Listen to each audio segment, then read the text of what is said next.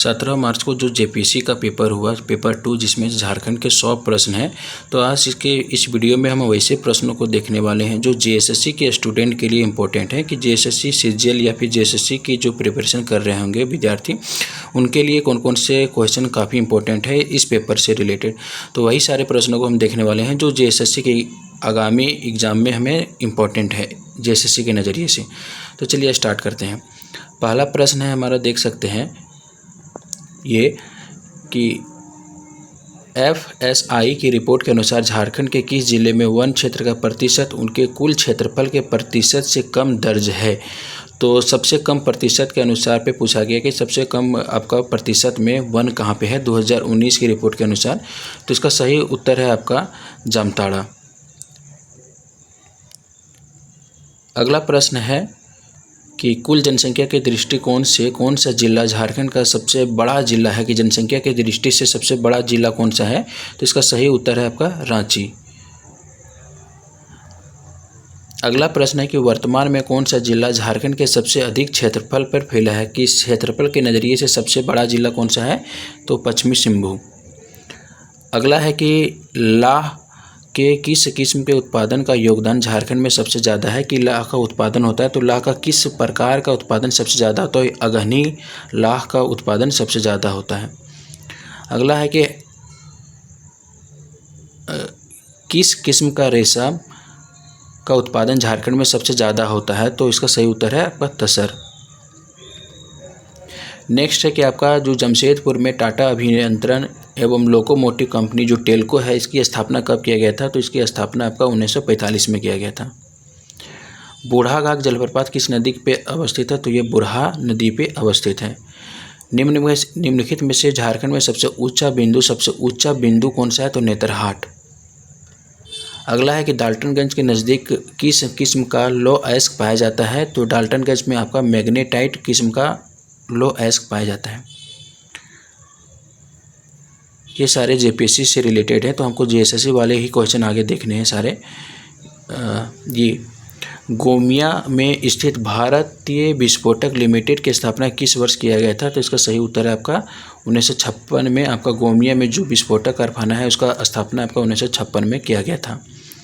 Next है हमारा कि झारखंड राज्य में किस शहर में बर्नपुर सीमेंट लिमिटेड अवस्थित है। तो ये आपका पतरातू में अवस्थित है। झारखंड राज्य का सबसे बड़ा कोयला क्षेत्र कहाँ पे है। अगर एरिया में पूछा जा रहा है तो इसका सही उत्तर है कर्णपुरा कोयला क्षेत्र, या फिर सबसे ज़्यादा अगर उत्पादन में पूछा जाएगा तो झरिया है। झारखंड राज्य के किस स्थान पे भारत का प्रथम एल्युमिनियम रिफाइनरी अवस्थित है। तो ये आपका मोरी रांची में। अगला है कि कुंदरकोचा स्वर्ण खदान झारखंड के किस राज्य में स्थित है। तो ये आपका पूर्वी सिंहभूम में अवस्थित है। अगला है कि झारखंड में कब सोना सोबरन धोती साड़ी वितरण योजना शुरू किया गया था, जिसमें 10 रुपये पे एक साड़ी एक धोती दिया जाता है। तो ये अक्टूबर 2021 में स्टार्ट किया गया था। बिरसा मुंडा बागवानी परियोजना किस उत्पाद से जुड़ा हुआ है। तो ये आम से जुड़ा हुआ है। अगला है कि जोहार जो परियोजना है ये किसके मदद से स्टार्ट किया गया था। तो कई बार पूछा गया जेएसएससी के एग्ज़ाम में, तो वर्ल्ड बैंक के हेल्प से यह योजना को स्टार्ट किया गया था। अगला है कि इसका फुल फॉर्म पूछा गया है कि AGY झारखंड एकीकृत आदर्श ग्राम योजना, झारखंड इंटीग्रेटेड आदर्श ग्राम योजना, ये भी जेएसएससी के एग्ज़ाम में काफ़ी बार पूछा गया है। नेक्स्ट है कि अबुआ आवास योजना के संबंध में विचार करना है। तो पहला ऑप्शन है आपका कि इसकी शुरुआत 15 अगस्त 2023 को किया गया था। तो नहीं, ये 15 नवंबर 2023 को किया गया था। और दूसरा है कि वैसे लाभार्थियों को आवास देने का प्रावधान है जिसमें प्रधानमंत्री आवास योजना के तहत मकान मिला हुआ। तो नहीं, ये भी गलत। जिसमें प्रधानमंत्री आवास योजना जिन व्यक्तियों को नहीं मिला है वैसे व्यक्तियों को अबुआ आवास योजना में सम्मिलित किया जाएगा। तो इनमें से कौन सा कथन सही नहीं है। तो ये दोनों कथन सही नहीं है। तो ऑप्शन सी नंबर इसका सही है। अगला है कि निम्नलिखित में से कौन सा मुख्यमंत्री जनवन योजना का उद्देश्य नहीं है। तो इसमें इसका जो नहीं मतलब कि जो मुख्यमंत्री जनवन योजना है उसका कौन सा उद्देश्य नहीं है। तो इसका सही उत्तर है आपका ए, रेशम उत्पादन हेतु वृक्षारोपण करना। ये इस परियोजना का उद्देश्य नहीं है। बाकी 3 उद्देश्य इसमें शामिल है। अगला है आपका कि निम्नलिखित में से झारखंड के किस जिले में अति सघन वृक्ष सर्वाधिक में पाया जाता है? तो लातेहार डिस्ट्रिक्ट में अति सघन वृक्ष सर्वाधिक मात्रा में पाए जाते हैं। अगला है कि Indian state of forest report 2021 के अनुसार जो वन है झारखंड में कितना वर्ग किलोमीटर में है? तो 23,721 वर्ग किलोमीटर में फैला हुआ है झारखंड में टोटल वन है। आपका है अगला प्रश्न पूछा गया था कि जब इंपॉर्टेंट है जीएसएससी के एग्जाम के लिए कि भारतीय संविधान के किस अनुच्छेद में राज्य को पर्यावरण की रक्षा एवं उसमें सुधार करने तथा वन एवं वन्य जीवों की सुरक्षा का उत्तरदायित्व दिया गया है? तो इसका सही उत्तर है आपका आर्टिकल 48A में। झारखंड का बेतला राष्ट्रीय उद्यान कितने वर्ग किलोमीटर में फैला हुआ है? तो इसका सही उत्तर है आपका 226 वर्ग किलोमीटर में फैला हुआ है। अगला है कि झारखंड में गिद्धों की संख्या में तेजी में कमी होने का प्रमुख कारण क्या बताया गया है? तो इसका सही उत्तर है आपका पहला, पशुओं में दवाओं का अनियंत्रित उपयोग के कारण झारखंड में गिद्धों की संख्या में लगातार तेजी में कमी हो रही है। तो ये भी कई बार पूछा गया है जेएसएससी के एग्जाम में। दामोदर नदी गिरिडीह एवं दुर्गापुर के बीच जैविक मरुस्थल बन गया है। तो दामोदर नदी जो है सो जैविक मरुस्थल बन गया है किसके वजह से? तो इसमें इस जल क्षेत्र में जीवों का अस्तित्व संभव नहीं है क्योंकि जीव इसमें जीवित नहीं रह पाते हैं। नेक्स्ट है कि निम्नलिखित में से किस शहर में झारखंड का पहला एरोबिक जैव शौचालय का उद्घाटन 2018 में किया गया था? तो इसका सही उत्तर है रांची में। नेक्स्ट है कि निम्नलिखित में से कौन से कारक है झारखंड के जैव विविधता को नुकसान पहुंचा रहे हैं? तो अंधाधुंध शहरीकरण, अनियोजित और अनियंत्रित औद्योगिकरण, बढ़ती जनसंख्या, घटते वन। तो इसका सही उत्तर है उपर्युक्त सभी।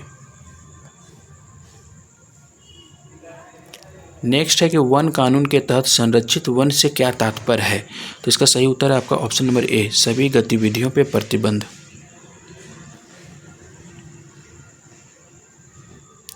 निम्नलिखित में से कौन सा जल प्रदूषण का प्रमुख प्रभाव है? तो इसका सही उत्तर है आपका सी, जलीय जीवन के लिए ऑक्सीजन की कमी आपका जल प्रदूषण का प्रमुख प्रभाव देखा जाता है इसमें। अगला फिर योजना से एक प्रश्न पूछा गया था, मुख्यमंत्री जनवन योजना के तहत लाभुकों को अपनी निजी भूमि पर वृक्षारोपण करता है तो उसे सरकार द्वारा कितनी प्रोत्साहन राशि दी जाती है? तो पहले 50% दिया जाता था लेकिन इसे बढ़ा के अब 75% कर दिया गया है। तो इसका सही उत्तर है सी। नेक्स्ट है निम्नलिखित में से कौन सी संस्था झारखंड में बाढ़ आपदा के संबंध में तकनीकी एवं उपयोगी सूचना देने का कार्य करती है? तो इसका सही उत्तर है आपका झारखंड स्पेस एप्लीकेशन सेंटर। निम्नलिखित में से कौन सा आपदा प्रतिक्रिया का उद्देश्य नहीं है? भूकंप संवेदनशीलता की दृष्टि से झारखंड के संपूर्ण क्षेत्र को किस भूकंपीय क्षेत्र में रखा गया है? तो इसका सही उत्तर है आपका ऑप्शन नंबर डी, जोन 2 एवं जोन 3 में। निम्नलिखित में से कौन सा उष्णकटिबंधीय चक्रवात मई 2021 में पूर्वी तटीय राज्यों के साथ झारखंड में को भी प्रभावित किया गया था? तो ये आस तूफान जो झारखंड को भी प्रभावित किया गया था। निम्नलिखित में से कौन सा झारखंड का सर्वाधिक सूखाग्रस्त जिला है? तो पलामू। अगला है कि झारखंड में धोबिया किसे कहा जाता है? तो धोबिया एक प्रकार का नृत्य है। झारखंड का कौन सा जिला है जो बिरसा आंदोलन का मुख्य केंद्र रहा था? तो खूंटी। ये भी कई बार पूछा गया है जेएसएससी के एग्जाम में। झारखंड के किस नदी पर तिलैया जल विद्युत परियोजना स्थित है? तो ये बराकर नदी पर स्थित है। झारखंड में बहने वाली नदियों और उसके उद्गम स्थल के संबंध में कौन सा युग्म सही नहीं है? अगर बाकी ABC अगर पता नहीं है तो आप देख सकते हैं शंख नदी जो है सो गुमला से है लेकिन त्रिकुट जो म्यूराछी नदी का उद्गम स्थल है। तो ये ऑप्शन डी जो है सो सही नहीं है इसका मेल। अगला है कि जतरा ताना भगत ने किस वर्ष शुद्धि आंदोलन की शुरुआत किया गया था? तो 1914 में इसका शुरुआत किया गया था। ऑप्शन नंबर ए सही उत्तर है। डॉक्टर जानम सिंह सोई को किस क्षेत्र में पद्मश्री 2023 से सम्मानित किया गया है? तो शिक्षा और साहित्य के क्षेत्र में इनको पद्मश्री से सम्मानित किया गया था। होल लैंग्वेज से रिलेटेड ये काम किए हैं। झारखंड राज्य में संचालित झारखंड मुख्यमंत्री सारथी योजना किससे संबंधित है? तो छात्रों के निःशुल्क कोचिंग से रिलेटेड है झारखंड मुख्यमंत्री सारथी योजना। तो योजना से क्वेश्चन हर एग्जाम में देखने को मिलता है, तो जेएसएससी के एग्जाम में भी हमें योजना से रिलेटेड 2-3 क्वेश्चन देखने को मिलेगा ही मिलेगा।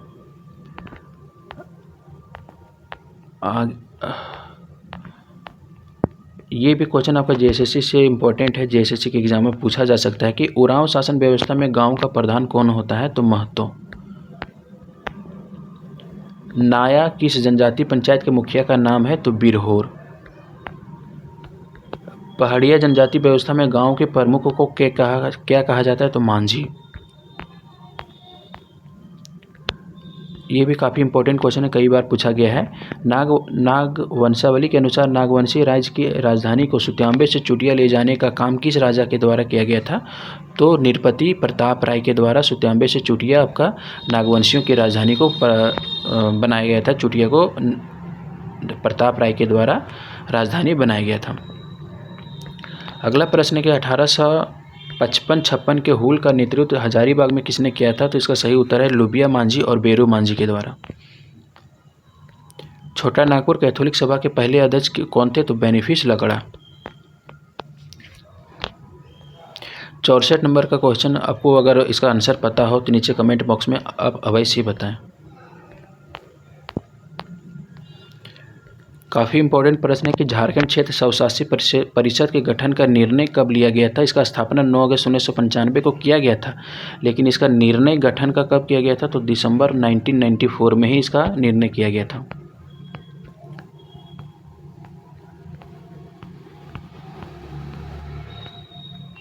हाँ, ये प्रश्न भी जीएसएससी से इम्पोर्टेंट है कि मुंडा महिलाओं का प्रचलित परिधान क्या है? तो परिया या कैरिया करके दो वस्त्र है, ये मुंडाओं महिलाओं में प्रचलित है।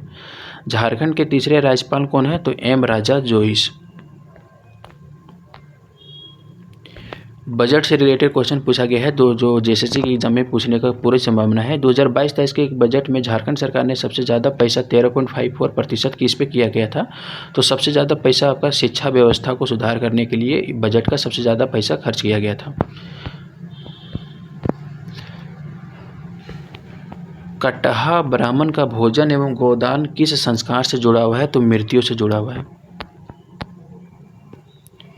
ये भी काफ़ी अच्छा प्रश्न है कि खड़िया लोक कथाओं का साहित्यिक एवं सांस्कृतिक अध्ययन नामक पुस्तक की रचना किसने किया है? तो रोज करकेटा के द्वारा इस पुस्तक का रचना किया गया है। निम्नलिखित में से कौन सा सरहुल के समय पे आयोजित किया जाता है? तो जदुर डांस आपका सरहुल के समय पे किया जाता है। सामान्यतः विवाह के अवसर पर गाया जाने वाला लोक संगीत कौन सा है? तो डोमकच आपका विवाह में गाया जाता है। बेतला राष्ट्रीय उद्यान किसके लिए संरक्षित है? तो बाघों के लिए संरक्षित है। झारखंड के समस्त जनजातियों में सर्वाधिक जनजाति कौन सी है? तो संथाल। नागपुरी के प्रथम ज्ञात कवि किसे माना जाता है? रघुनाथ नृपति को। 1886 में भीमराव सोलंकी ने के शीर्षक व्याकरण ग्रंथ बनारस से प्रकाशित कराया था। किसने? होका जी ने। नागपुरी में लिखा गया पुस्तक नाग वंशावली के लेखक कौन है? तो बेनीराम महता। अगला प्रश्न है कि 81 नंबर का अगर आपको उत्तर मालूम हो तो नीचे कमेंट बॉक्स में आप अवश्य बताएं। हाँ, 82 नंबर का है कि पंडित रामचीज सिंह वल्लभ द्वारा खड़ी बोली में रचित कविता पुस्तक का नाम क्या है? तो भाग्य चक्र। प्रारंभ में संत कोलंबम कॉलेज हजारीबाग में किस नाम से जाना जाता था? तो डबलिन यूनिवर्सिटी मिशन कॉलेज के नाम से जाना जाता था। संत कोलंबस कॉलेज जो हजारीबाग में अवस्थित है।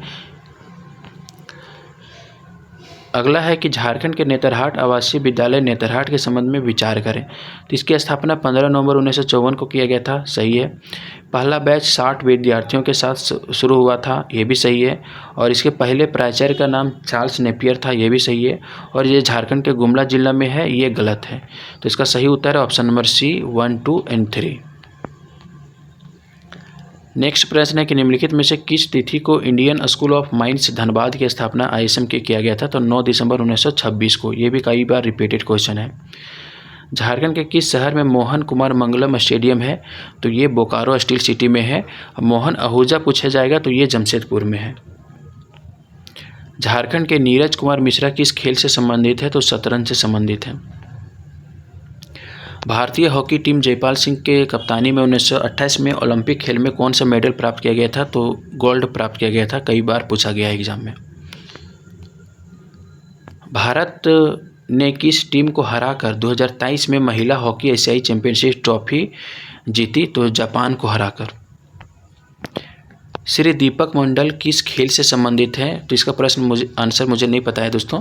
आप इसे नीचे कमेंट बॉक्स में आप आंसर ज़रूर ही बताएं अगर मालूम हो तो।